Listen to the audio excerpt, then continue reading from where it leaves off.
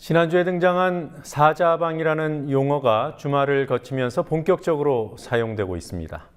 이명박 정부의 4대강 비리와 자원 외교 실패, 그리고 방위산업 비리의 의혹, 머리글자 이렇게 사자방 의혹을 국정조사를 통해 밝혀야 한다는 요구가 나오고 있습니다.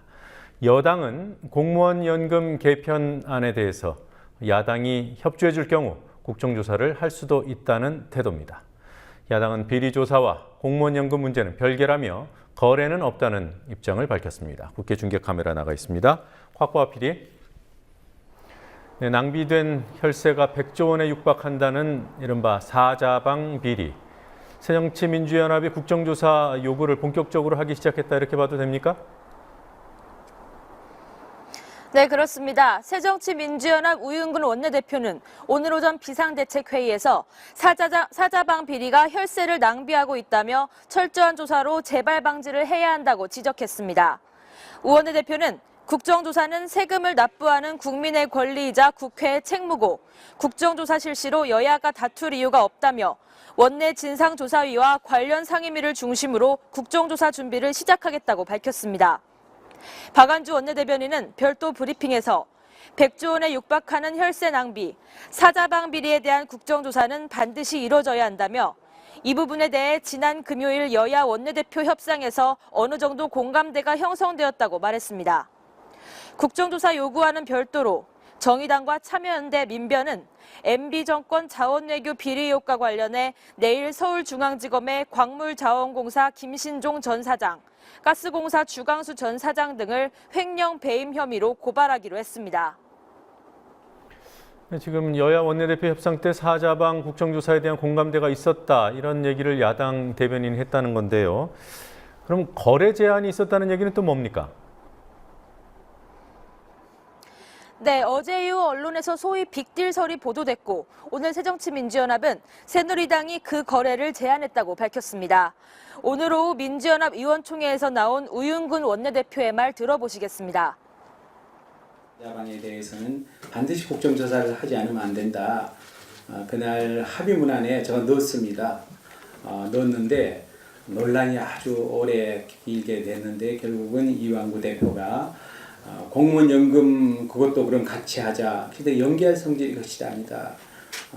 이건 4대 사자방 국정조사는 전 국민이 원하고 이건 국가적인 차원의 비리를 밝히는 건데 이게 무슨 거래 대상이 될 수 없다고 전문을 박차고 나왔습니다. 새누리당은 우 원내대표의 말을 공식 반박하지 않음으로써 자신들이 거래를 제안했음을 사실상 시인했습니다. 우윤근 원내대표의 말대로 민주연합은 아직까지는 빅딜에 반대하는 입장입니다.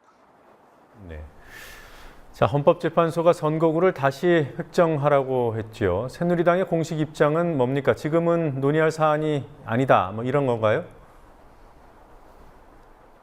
네, 맞습니다. 김무성 새누리당 대표는 오늘 오전 기자들과 만나 선거구 획정은 지금 논의할 사안이 아니라고 말했습니다. 김영우 새누리당 대변인도 지금은 경제와 민생 살리기의 골든타임이라며 선거구 획정은 정기국회 후에 논의해야 한다고 말했습니다. 그렇지만 새누리당 보수혁신위원회는 오늘 회의에서 선거구 획정위원회를 국회 정치개혁특위가 아니라 중앙선관위 산하에 설치하는 방안을 추진하기로 했습니다. 이는 국회 정개특위에 선거구 획정을 맡겨야 한다는 김무성 대표의 주장과 다른 것으로 이 점에서 두 대선 주자 간 신경전도 있습니다. 김무성 대표는 자신의 주장은 선거구 획정위원회를 중앙선관위에 설치할지도 정개특위에서 논의하자는 말이었다고 한 발 물러섰지만 김문수 위원장은 선관위 산하위원회가 획정을 마친 후 국회 정개특위에서 거칠 수도 있다며 기존 의견을 굽히지 않았습니다. 그리고 오늘 정의당 심상정 원내대표의 비교섭단체 대표 발언이 있었죠. 선거제도 개혁 문제를 들고 나왔군요. 네, 심상정 정의당 원내대표는 지금은 정치개혁의 골든타임이라면서 독일식 정당명부 비례대표제와 중대선거구제 등을 도입하는 선거제도 개혁을 강조했습니다. 심 원내대표는 선거구별로 1등만 당선되는 현재 선거제도는 거대 양당이 잘못된 정치를 해도 늘 2등을 보장해주는 구조라며 그렇다 보니 양당은 대안을 내기보단 상대를 흠집내고 악마로 만드는 정치로 나아갈 수밖에 없다고 말했습니다. 심 원내대표는 그동안은 개헌보다 선거제도 개혁이 먼저라고 주장해왔는데요. 오늘은 선거제도 개혁을 역시 강조하면서도 개헌에 대한 국민의 관심은 더 이상 이런 정치로는 안 된다는 절박감의 표현이라고 말했습니다. 다만 심 원내대표는 유력 정치 세력 간의 권력 나눠먹기로 개헌이 다뤄진다면 국민들의 동의를 얻기 어려울 것이라며 권력 교체기마다 등장하는 개헌파리 정치는 안 된다고 강조했습니다. 야당 의원 12명을 대상으로 치과의사협회가 입법 로비를 했다는 문제에 대해 검찰이 수사를 벌이고 있습니다. 야당은 어떻게 나오고 있습니까? 네, 문희상 비대위원장은 민주연합 의원 12명을 겨냥한 검찰의 치과의사협회 압수수색에 대해 야당 탄압이라고 반발했습니다. 문 위원장은 의료법 개정안은 의료인 단체의 윤리위원회를 강화해서 의료단체의 공정성을 확보하기 위한 것이었다며 이를 위해서 치과의사협회가 야당 의원들을 상대로 입법 로비를 벌였다는 건 삼척동자도 웃을 일이라고 검찰을 비난했습니다. 민주연합의 이종걸 야당 탄압 대책위원장은 청와대 민정수석실이 이번 수사에 관여했다는 청와대 배후 의혹을 제기하기도 했습니다. 극우단체인 어버이연합은 지난 8월 의료법 개정 과정에서 치과의사협회가 민주연합 현직 의원 12명과 전직 의원 1명에게 불법 정치자금을 제공했다고 고발했고 검찰은 지난 금요일 치과의사협회를 압수수색했습니다. 대북전단 살포, 이른바 삐라 살포 문제 때문에 남북 고위급 접촉까지 무산됐습니다. 오늘 외교통일안보 분야 대정부 질문이 있었죠. 대북전단 문제가 거론됐겠군요. 그렇습니다. 특히 통합진보당의 김미애 의원은 전단 살포 때문에 고위급 접촉이 무산된 일에 대해선 정부가 책임을 져야 한다고 주장했습니다. 김 의원의 발언과 정홍원 국무총리의 답변 직접 들어보시겠습니다.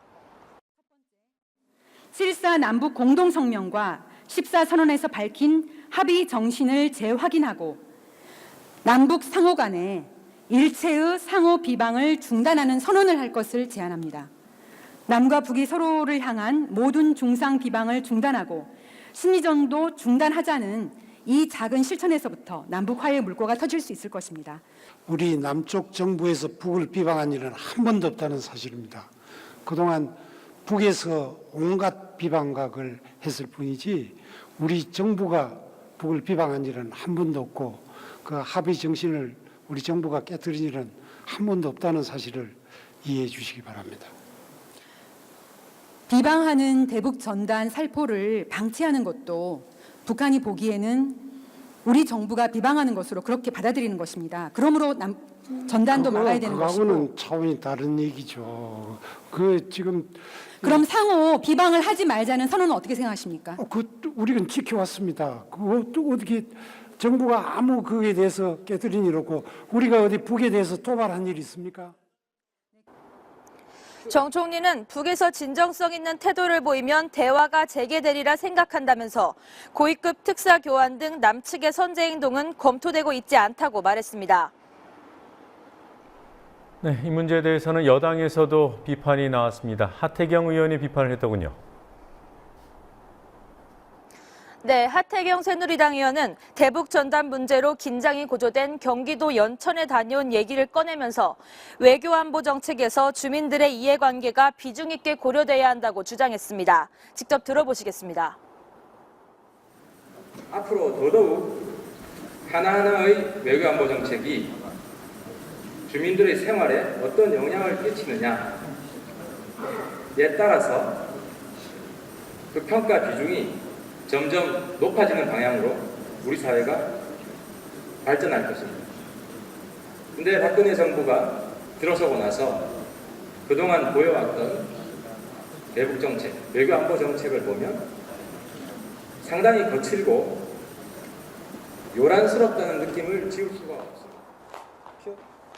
하 의원의 말은 정부가 접경 지역 주민들의 전단 살포 반대 의견을 따라야 한다는 의미였습니다.